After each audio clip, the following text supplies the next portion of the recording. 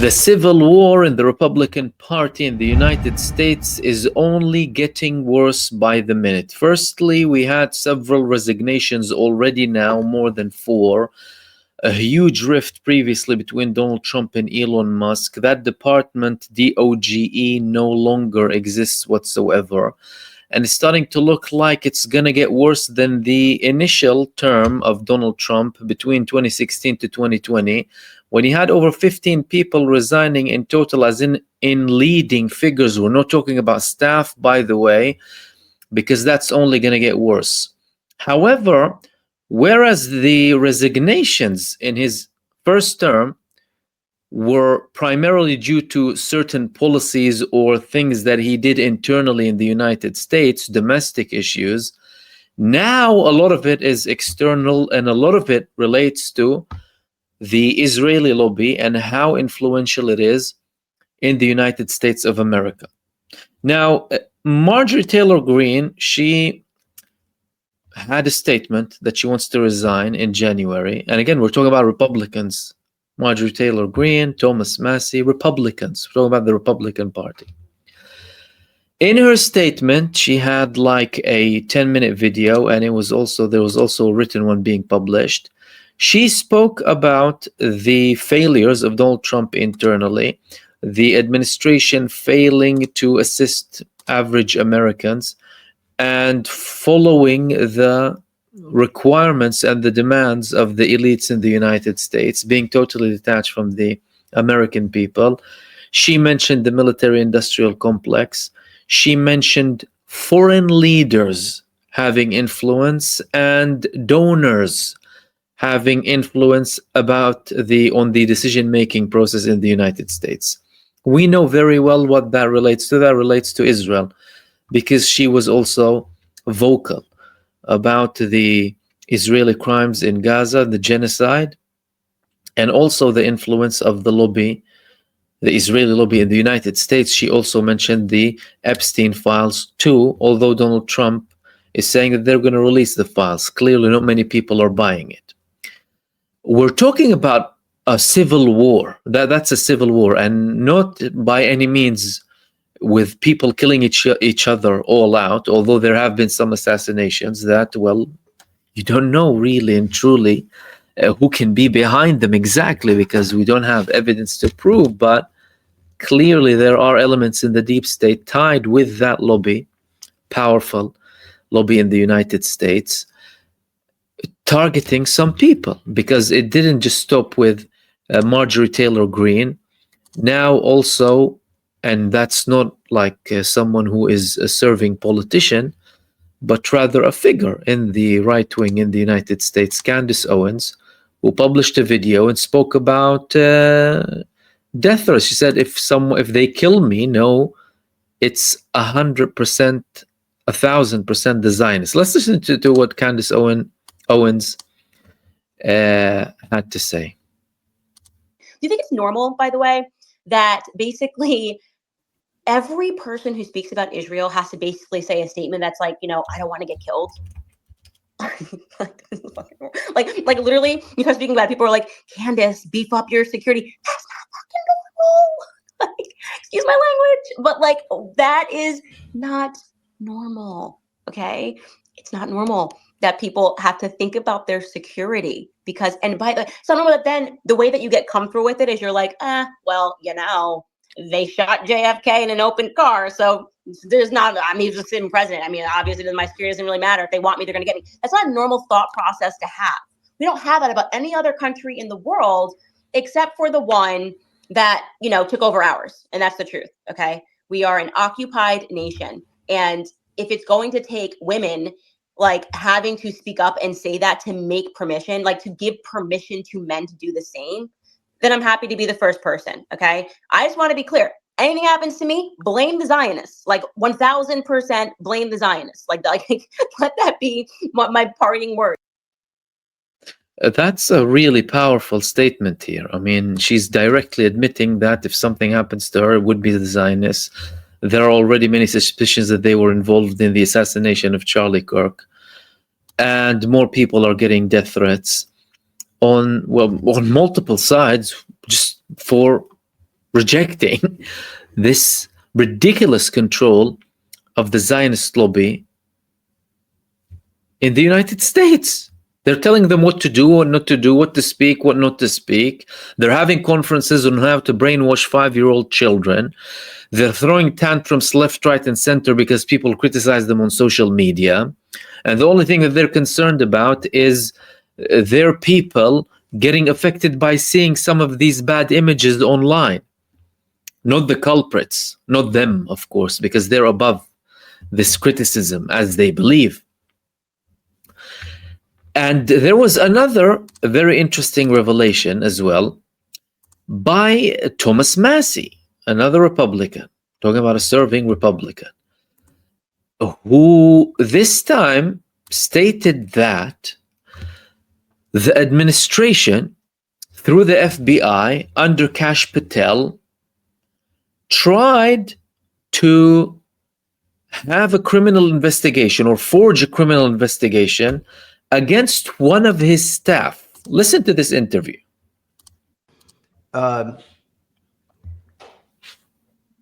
Also, I'm going to say this here on camera because it's important. One of Kash Patel's staff threatened my staff with a criminal investigation if we didn't straighten up and play ball. I was going to ask you about that, but since you brought it up, and I didn't, I'm bringing it up. Okay, you brought it up. And so, like a criminal investigation having nothing to do. He said it was going to be a fraud. We're going to investigate one of your staff for fraud. Right. And he told another one of my staff this: if you guys don't straighten up, if you want to play hardball, if this is how you want to play it, or something like that, this member of your staff is going to get criminally investigated for fraud. A very specific threat. This is just ridiculous. But that's the truth. If he didn't play ball, as in if he didn't serve the Zionist masters running the show, they are gonna fake a criminal investigation, have a criminal investigation against him. For whatever reason, they'll come up with anything. And to start to apply pressure on one of his staff. And then later on, maybe him too. Do you realize the context, by the way? This is the United States of America.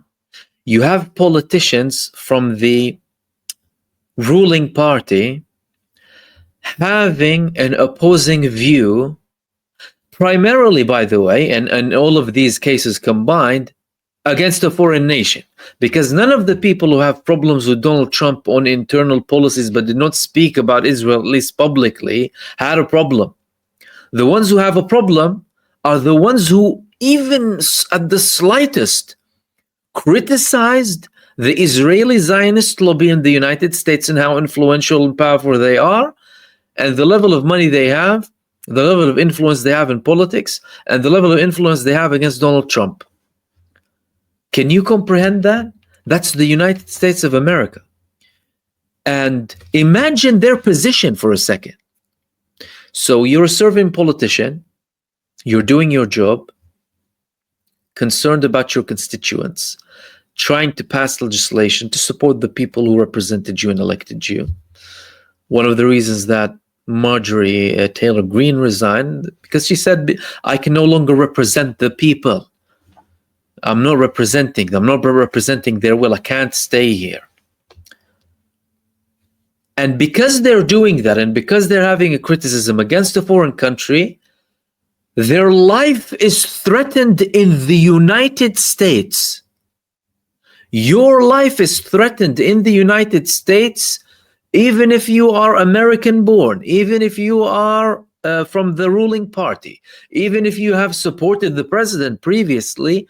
If you criticize a foreign country, criticize, as in there is no scope for you in the political scene whatsoever if you criticize Israel and the Israeli lobby in the United States. Everything is going all out. Everything is now being revealed. It's on the table. It is a civil war. It's a civil war that is happening without a huge bloodbath so far. Because what's next? They're confirming that people are trying to assassinate him, some of them. We're only talking about politicians, by the way. We're not talking about people in the media or social media, where many people had to resign or were fired from their jobs because of criticism against Israel. In the social media scene, people get shadow banned and cancelled because of their criticism of Israel, even though and I'm talking about the United States, by the way, I'm not talking about the rest of the world. Cancelled, banned, shadow banned, every sort of punishment you can think of because of their criticism of a foreign country. Had they been criticizing something else internally, by the way, or if they had every opinion under the sun in the Republican Party, and they refrained from criticizing Israel, they would be fine. If they did every crime under the sun and they supported Israel, they will be fine. Yet now we have people who are trying to remain relevant, whether online or in the media, still, well, firstly attacking American people who are trying to serve Americans. We're talking about people who have been elected and have been representing their constituents for a very long time, trying to demonize them only because they criticize a foreign country. And also, some of them on the Zionist side are trying to whitewash everything that's in the Epstein files.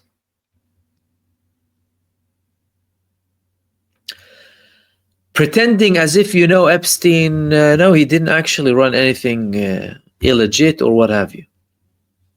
One of them is his previous solicitors or lawyers, who was probably in it with Jeffrey Epstein.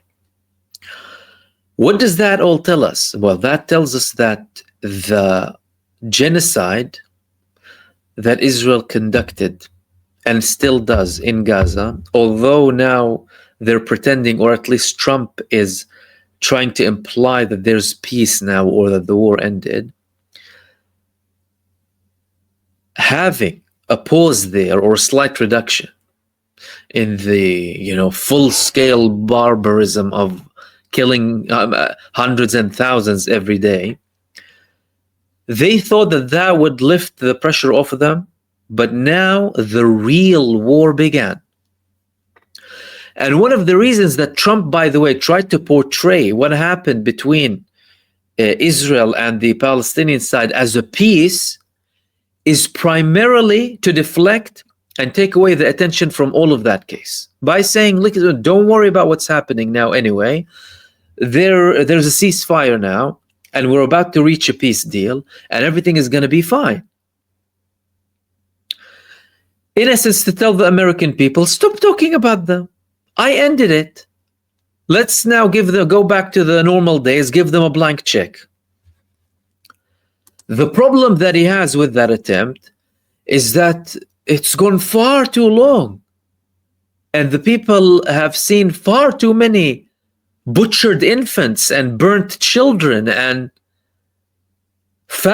whole families being killed and slaughtered and bodies under the rubble, and Israelis celebrating their depravity and barbarism and genocidal sadism in Gaza. It has gone for way too long. So there is no going back. And the brave Americans are imposing this conversation to reach, mainstream elements, at least on social media, as in large social media outlets. Tucker Carlson and others, many examples, speaking about all of this influence that's happening from within, and again, confirming that this battle is very, very far from coming to an end. It's only the beginning. And if this is only the beginning now, then what's next? The Israeli lobby is trying desperately more and more to take more control over, firstly, mainstream media outlets, secondly, social media platforms, and have sabotage or manipulation of the algorithms in social media. They have certain paid campaigns. We're talking about endless funds here almost. And bring new people on in the hope that they would be able to go and whitewash Israel's crimes. American politicians raising the Israeli flag in the Congress.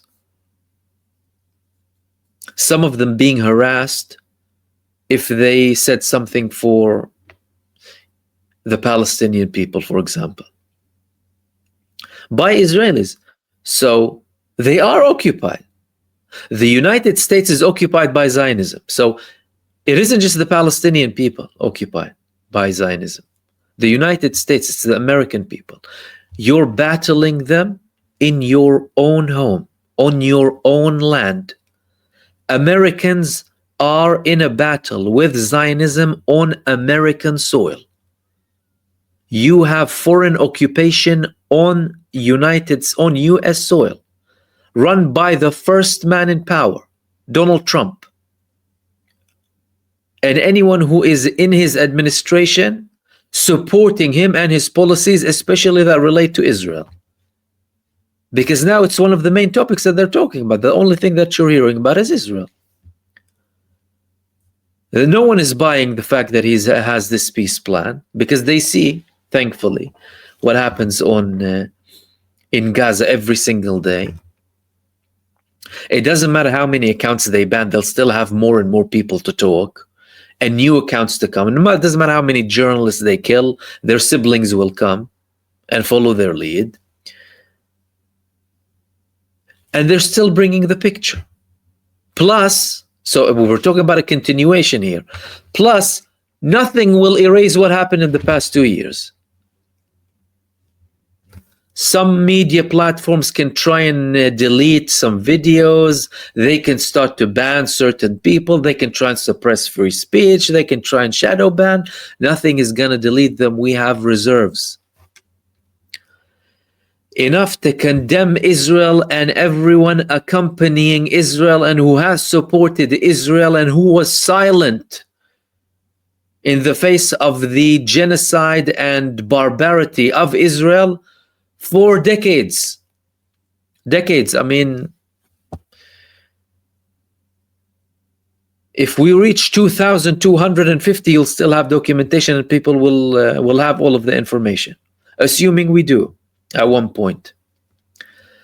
And the interesting thing is, well, what is that going to do in the coming months, in the coming years?